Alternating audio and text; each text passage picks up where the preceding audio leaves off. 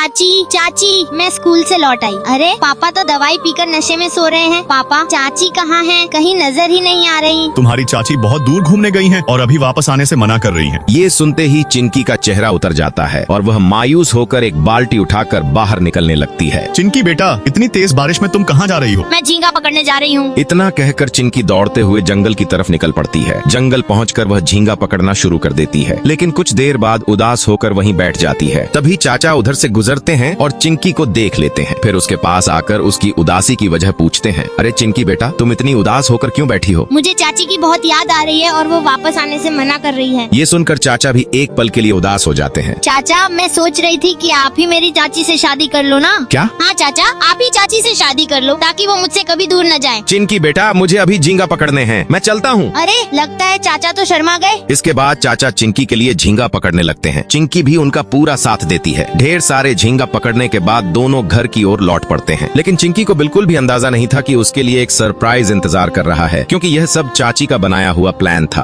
फिर चाचा और चाची मिलकर चिंकी की पसंदीदा झींगा डिश जल्दी जल्दी तैयार करने लगते हैं। समय कम था, इसलिए दोनों तेजी से खाना बनाते हैं। झींगा तैयार होने के बाद तीनों मेज पर बैठकर बड़े मजे से खाना खाते हैं। चाची आप कहाँ थी? पता है मैं आपको कितना याद कर रही थी। मैं तो बस दुबई घूमने गई थी। चाचा भी आपको बहुत याद कर रहे थे। ये सुनते ही चाचा एकदम चौंक जाते हैं और मुस्कुराते हुए कहते हैं, अरे नहीं नहीं, ऐसी कोई बात नहीं है। ये चिंकी भी ना कुछ भी बोलते रहती है। मम्मी पापा की कसम है आपको। अभी लाइक सब्सक्राइब करके रेड हार्ट कमेंट करो, नेक्स्ट पार्ट आ जाएगा।